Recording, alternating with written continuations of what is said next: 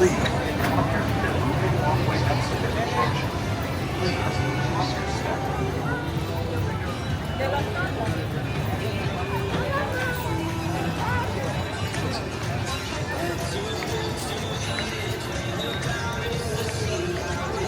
up, everybody? Welcome back to the channel. We're here bright and early at Universal Orlando for a bunch of major Halloween Horror Nights 34 updates.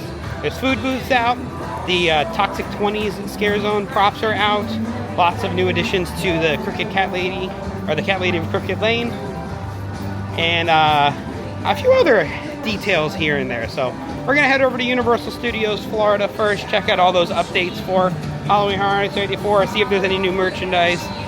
And then maybe head over to Islands. We'll see how the weather holds out for Central Florida. It is supposed to rain later in the day. But yeah, we are here bright and early, and let's go check out the major updates for Halloween Horror Nights 34.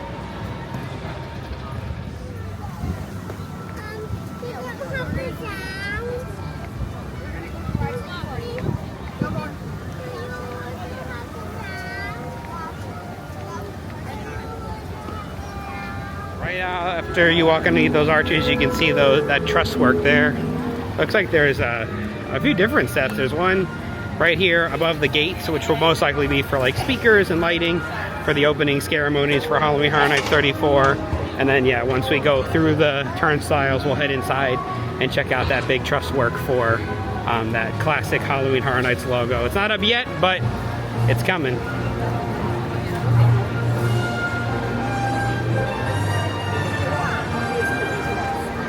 See that truss work up there for the famous classic HHN logo to be up on that truss in the neon as we make our way towards our first zone, which is the Origin of Horror zone.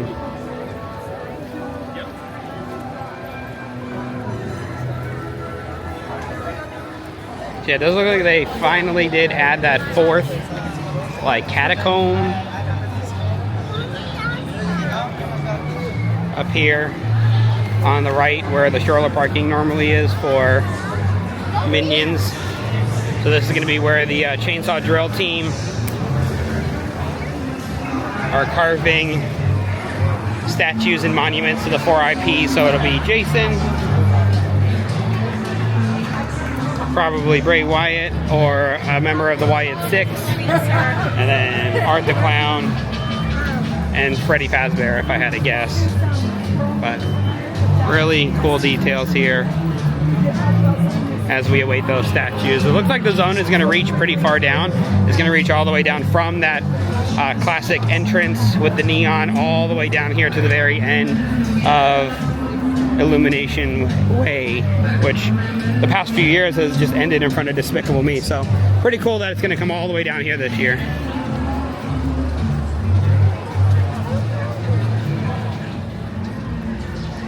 Construction is definitely ramped up here at Universal Orlando for the Halloween Horror Nights 2025 season. Just over the past few days since the last time we came, food booths are out. There's a whole bunch of stuff in the Toxic 20s zone, so that's where we're heading next to check that out before we explore more of the park.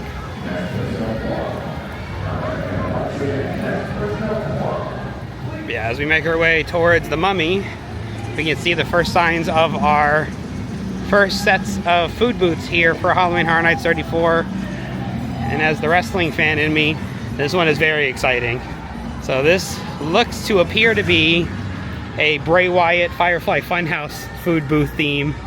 They haven't put the signage up yet, but that classic door and window there, especially with the clouds, this is definitely going to be the Bray Wyatt Firefly Funhouse food booth. And then right next door to it is going to be the Fallout food booth for the Vault. So it's Vault 33 there.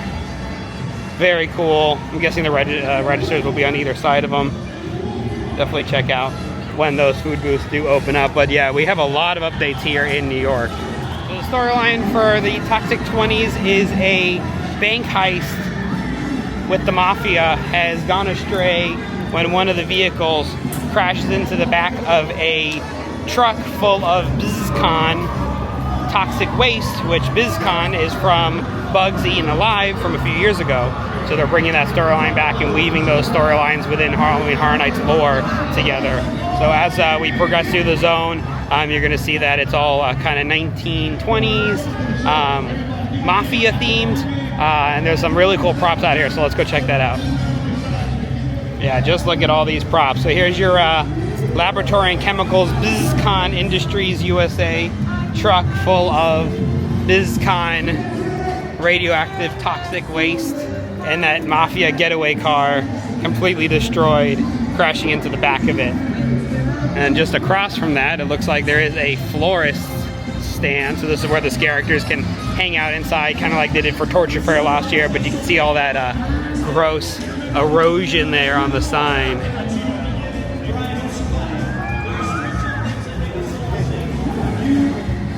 Looks like the acids have seeped through, and I'm guessing there's going to be a character here that probably spits up toxic waste. But pretty cool. And right next to that, we do have a police department car here with the city police barricades.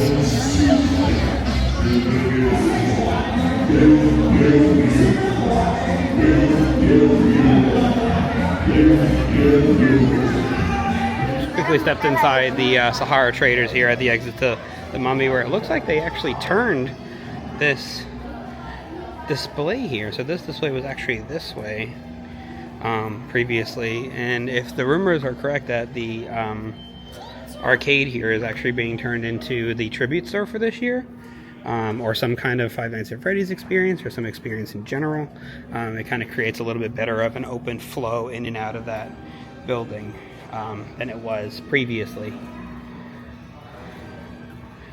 But no Horror Nights merch or anything in here. But yeah, it looks like they are just kind of making this middle part of the walkway here a little bit easier access to get into whatever they're building back there in the old Palace Arcade.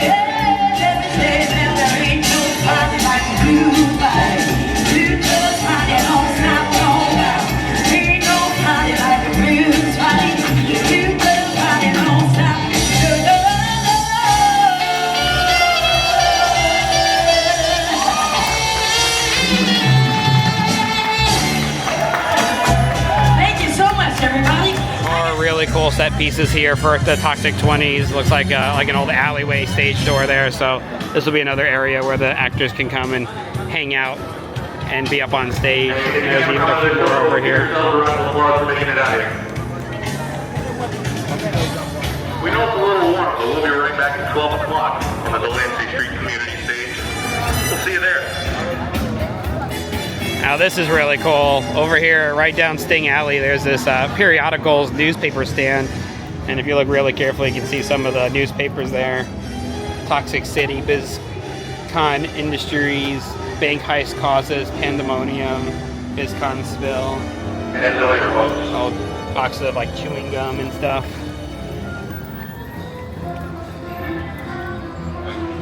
Yeah, and all throughout all the stands, like the newsstand there, you can see the BizCon toxic waste kind of decaying everything on all the stands here.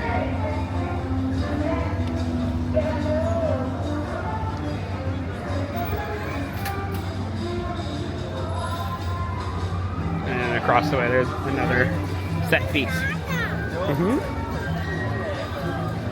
For the Toxic 20s. It's like a big barrel. Probably projection on the back wall, or that's hiding something.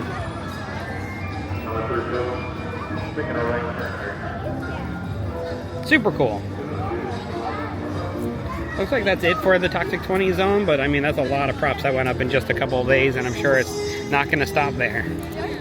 A couple more lighting rigs have been added here for Club Horror, but nothing else. Staircase has been added for DJ and dancers to get up to the top of that DJ stand, but nothing else really over here yet for this experience that's coming this year.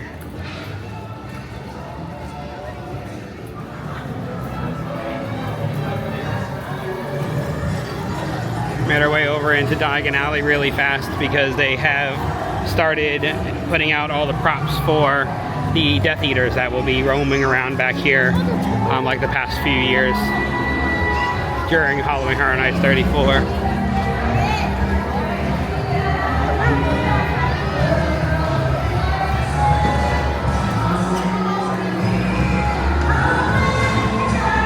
Yeah, you can see that stage there.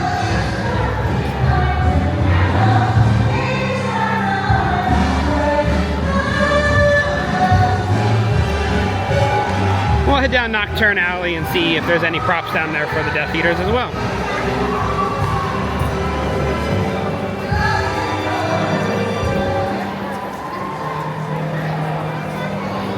If we ever make it there.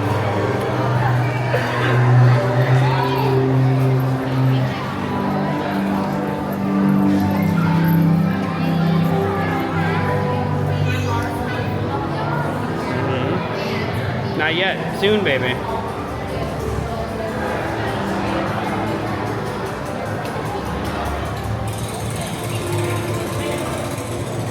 But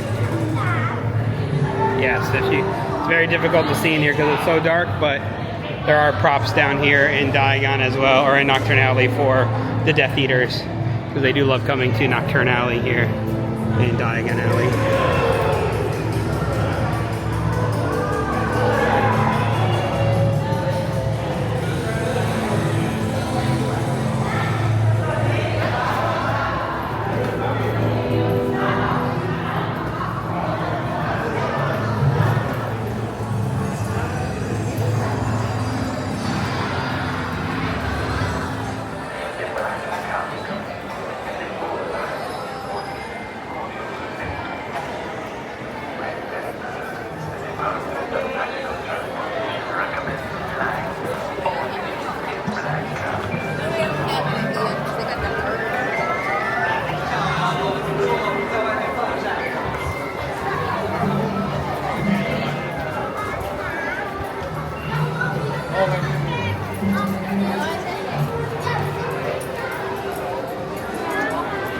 Lots of construction. It looks like they're finishing up the final touches on the bathrooms over here by Diagon and the old Fear Factor stage.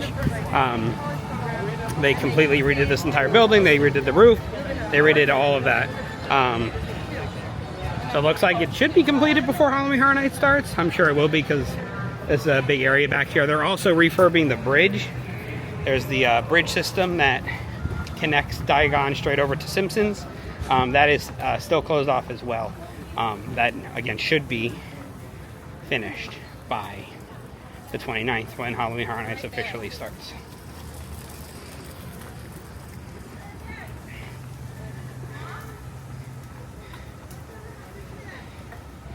We are coming up to the old Fear Factor stage, or the stage where they do Nightmare Fuel, which is returning this year. It's going to be very difficult to see, but if you look up and inside, you might catch a glimpse of some of the circus themed decorations and the stage up there. Kind of see them up there right in the middle. You can see some of the circus flags and stuff. They do have the structure for the signage up as well. So Nightmare Fuel is returning with a new show this year with the Fuel Girls. So definitely come check out. It's a very popular show. Definitely come early if you want to see the Nightmare Fuel show. Get here at least maybe an hour before showtime. It does fill up very fast, and it's very, very popular all night long for every showtime. And then also over here they do have the looks like the structures are up for the wait time signs by the gate that will lead back towards the back 2 tents.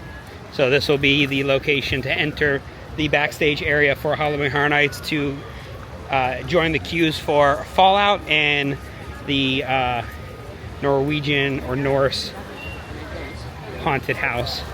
It's to the left of Men in Black and to the right of Nightmare Fuel as we make our way past Men in Black Alien Attack. As well as the entrance will be for Dolls Let's Play Dead, which is located in one of the old Sprung tents where Slaughter Cinema was last year. And then I'm guessing they're going to use the same kind of system and the queue for Simpsons for Hatchet and Changed, the Demon Bounty Hunters, where Museum was. So only time will tell. There's no structures up over here, it doesn't look like, or anything new just quite yet.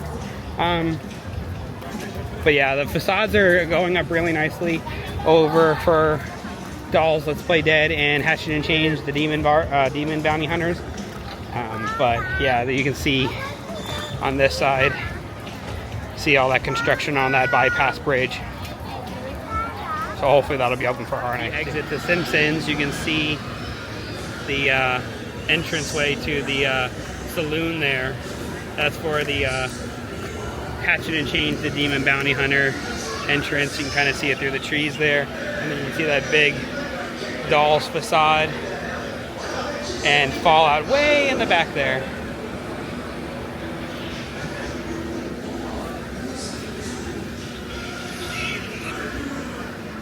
Looks like all the tables are removed over here by animal actors, which means that the food booths for this area should be going up fairly soon. You can see the Cat Lady of Crooked Lane's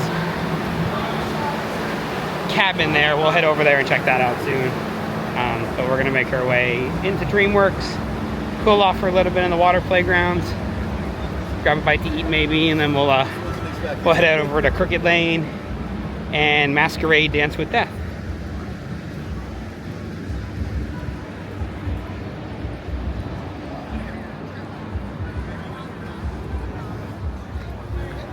Man, there's construction walls up around the Shrek playground again.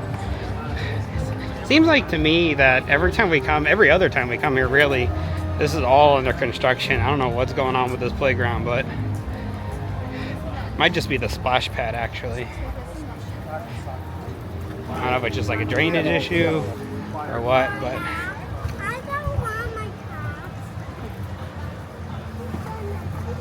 yeah, so it looks like it's just a water playground. You come all the way around to the back, you can still go play in that Shrek Swamp for Little Ogres playground.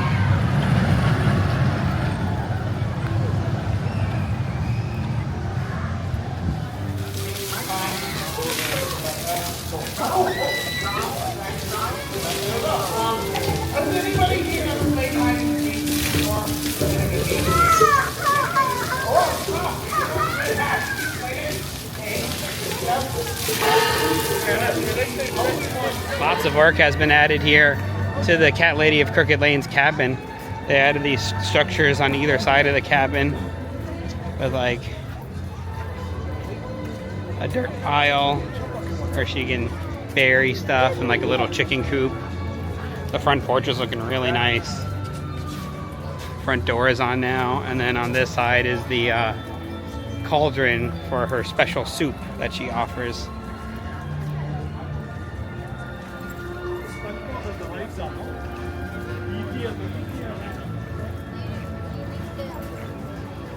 Lots of added bonuses here to the Cat Lady of Cricket Lane's cabin.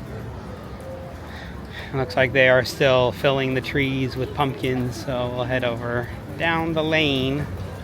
Because I got some new trees up on either side as well, and more foliage has been added to the little mini walkthrough here. Hopefully all this holds up to the elements.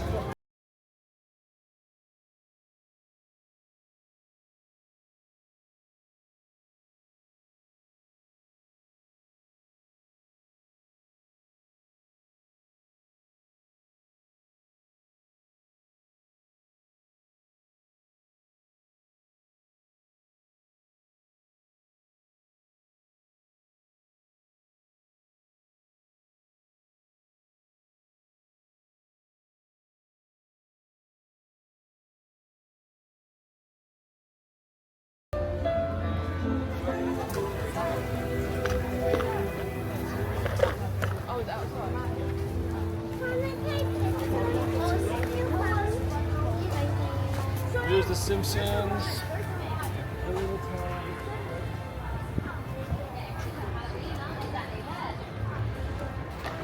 I just love coming down the scare zone, especially when they do all the pumpkins and just looking at each individual face.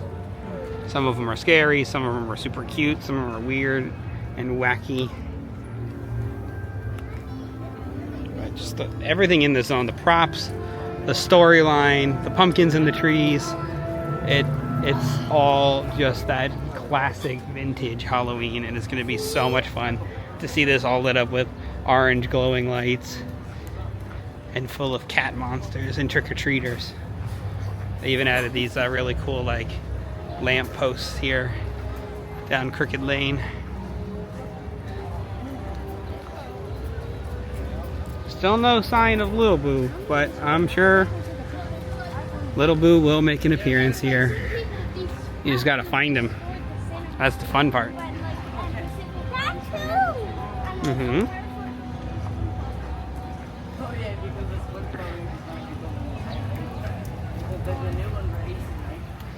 Looks like all the additions for Crooked Lane have been to the Cat Lady's cabin, but love that pumpkin all the way at the top.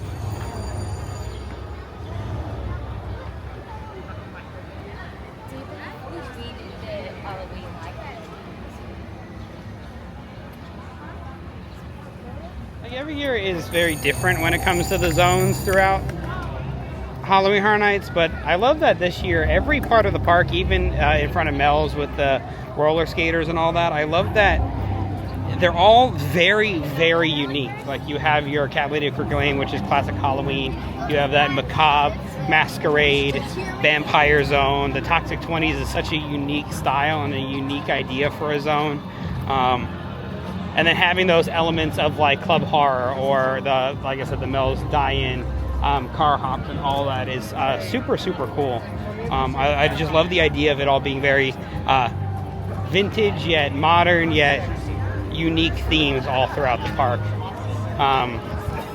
Over here by Horror Makeup though, they have that display where Megan was displayed here for a little bit, but now they have this amazing backdrop which I'm guessing will be here throughout the duration of Halloween Horror Nights 34, but they have this amazing, awesome Halloween Horror Nights backdrop here, just to the left of the Horror Makeup show.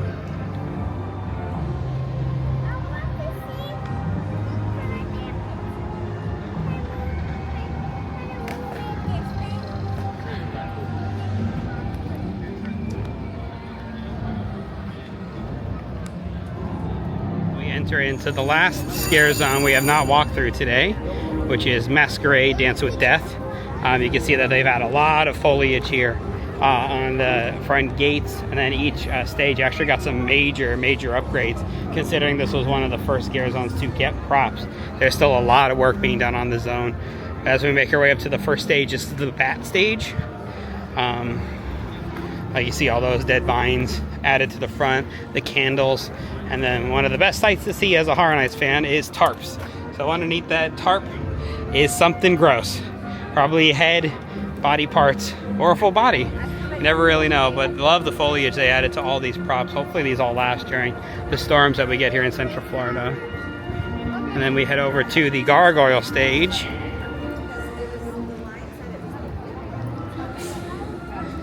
which potentially has that blood fountain there in the middle. I don't know how, maybe if they remove the glass there, it's gonna kind of go down to the base, but it'd be really cool if that is a working blood fountain. And they added these really cool gargoyles on either side of the stage. And more candles as well.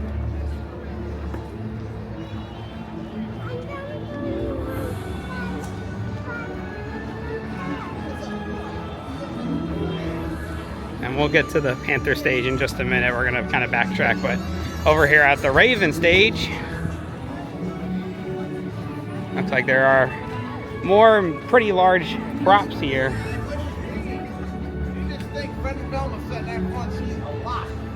Which I'm guessing is a body underneath the tarp, but you never know until Horror Night starts. Always good to see tarps up. You know what? There's fun hidden stuff underneath each one of these tarps. There's that really cool Gothic chair there as well. And then you have the gates here on the opposite side with a lot more foliage, which looks really amazing. And then our final stage here is the Panther stage, or cat stage. And there's even more tarps over here, which most likely will be, it's definitely a body sitting there in that chair. You can see his legs and his knees and his feet. Probably without a head, but only time will tell. I'm guessing his head maybe is on the table. But this is where the vampires can hang out, sit on their stages. They'll hit their triggers, which can trigger lighting or sound effects and all that fun stuff. We'll head into the 5 and 10, see if there's any new merchandise that came out. I haven't seen anything announced yet for merchandise, but we will see what we can find. Looks like you only got about 11 more days left to ride Rip Ride Rockit before it is closed forever. And that's really the main reason why the Tribute Store is moving over to the Palace Arcade, is because this is usually open during Halloween Horror Nights, but it is closing before Horror Nights begins this year, so they want the extra queue space where the old Tribute Store location is for the Mummy, so it's not out in the streets. But yeah, if you want to ride Rip Ride Rockit, you got to come ride it within the next 11 days, because it does close on the 18th. Just noticed walking back through Origins of Horror, looks like the first of many fog machines have been installed here. These big black boxes you can see across the way, kind of hiding half behind those pillars, are the boxes they store all the fog machine equipment. So looks like there's going to be a lot of fog coming into this park, especially when you first enter here in Origins of Horror. And you also have these stages set up here.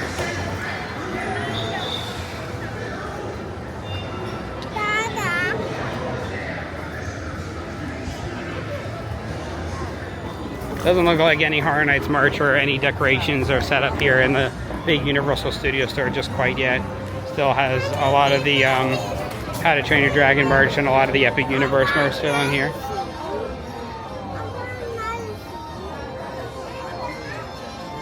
But this will all be full of Horror Nights merch in the next probably 2.5 weeks, right before the event starts.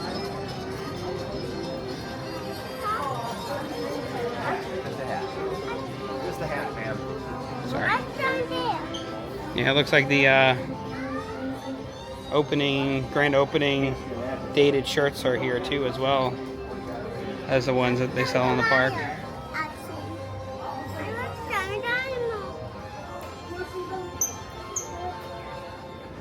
Stopped off here in the big Islands of Adventure Universal Store. Check out the new Crest collection. There's like a little satchel bag with the H on it. T-shirts, backpacks, kid shirts, and blankets. Yeah, this is the new collection here at Islands of Adventure for Harry Potter. Love that notebook. And they also brought over a lot of the Dark Universe merch, where you can actually dress up like a monster. So you have your like Wolfman hoodie and pants and ears and boots, slippers and stuffies, and they have Frankenstein merch to make you look like Frankenstein over there as well. So yeah, slowly things are seeping in from Epic Universe to the other parks, but there's still a ton of merchandise over in Epic that is exclusive to Epic. It's going to be a little bit till we get to go back to Epic. We're hoping we get our annual passes. Everything's kind of pointing towards January for if you have an annual pass to upgrade to Epic Universe to be included in your annual pass. But there's no word on when it's going to happen. I'm hoping it happens before the holidays, which would be great, but seeing that there's a few weeks in November and December that are already sold out for Epic Universe, I doubt they're going to upgrade the annual passes until the beginning of the year. But we will see. We're probably going to end up going to Epic Universe. We're hoping around December to see if they have any Christmas decorations, but we just got to see what's going on around that time frame. But we'll see. Maybe we'll head over there one day because I really want to go back, and the kids really want to go back and see if there's anything new, especially all that construction. There's major construction going on at Epic. They're already expanding that park like crazy, and it hasn't even been open 6 months, which is awesome that they're doing it. But we'll see what happens. So thank you so much for joining us today here at Universal Orlando Resort. We did make our way over to Islands for a bit. Clearly, we're walking through the back area of Seuss Landing, but we just came to do a few rides over here for the kiddos. But yeah, lots of fun Halloween Horror Nights updates, lots of cool props out, and they're just going to get more and more detailed and more stuff put out every night during the week. So we will come back another couple days or next week, and we will check out what the updates are. So make sure you subscribe to the channel, like these videos, share these videos, comment on these videos, see if there's anything you want me to film, if you want me to show you. Next time we go to the parks, we cover everything from Universal, Disney, SeaWorld for now, and everything else in between. But we appreciate all your support. We appreciate y'all watching these videos and supporting our family and letting us do what we love and bring you all this cool content. But yeah, we got about 23 more days to the official opening night of Halloween Horror Nights 34, which we will be covering opening night and many other nights after that on this channel. So thank you again, and we'll see you next time.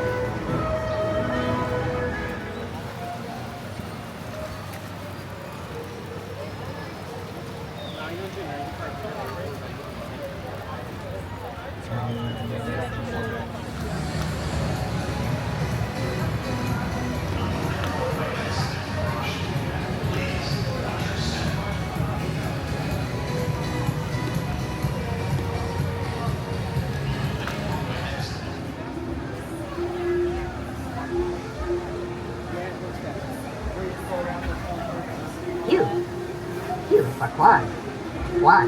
Why?